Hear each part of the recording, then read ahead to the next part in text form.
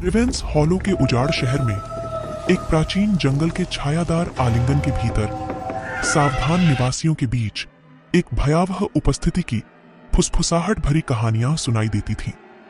किंवदंतियों में एक पुरानी हवेली के बारे में बात की गई थी जो घने पेड़ों से घिरी हुई थी और हमेशा अंधेरे में डूबी रहती थी।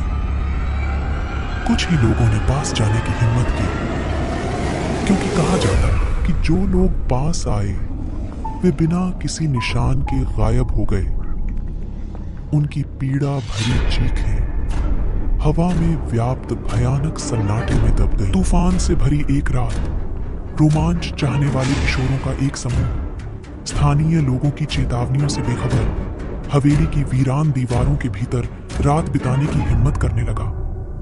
खस्ता हाल संरचना की अशुभ चरमराहटों और कराहों को नजरअंदाज करते हुए वे केवल टिमटिमाती मोमबत्ती की रोशनी और सड़न की हल्की गंध से निर्देशित होकर हवेली के बीचों बीच गहराई तक चले। जैसे जैसे घंटे बीतते गए और बाहर तूफान बढ़ता गया, हवेली के प्रेतबाधित हॉल के भीतर अजीब घटनाएं सामने आने लगी।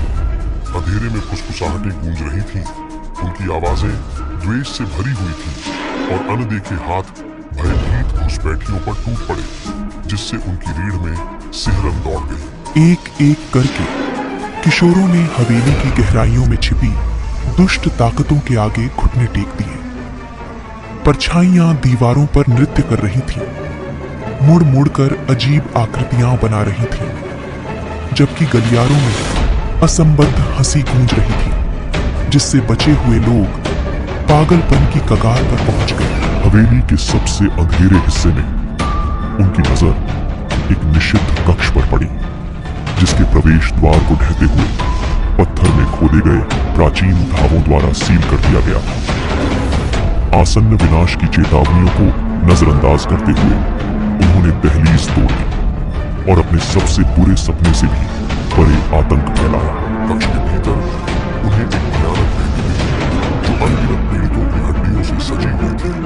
उनकी खोखली कुर्सियां घुसपैठियों को घूर रही थी और इसके केंद्र में छाया से एक विचित्र आकृति उभरी। इसका मुड़ा हुआ रूप मांस और हड्डी का एक विचित्र मिश्रण था। इसकी आंखें अपवित्र क्रोध से जल रही थीं। भागने के लिए कोई जगह नहीं बची थी। बचे हुए लोग डर के मारे स्तब्ध खड़े थे, क्योंकि उन पर घृणित घटना घटी थी। इसकी खून जमा देने वाली चीखें रात में गूंज रही थीं, क्योंकि रिवेंस हॉलो ने अपने नवीनतम पीड़ितों का दावा किया था।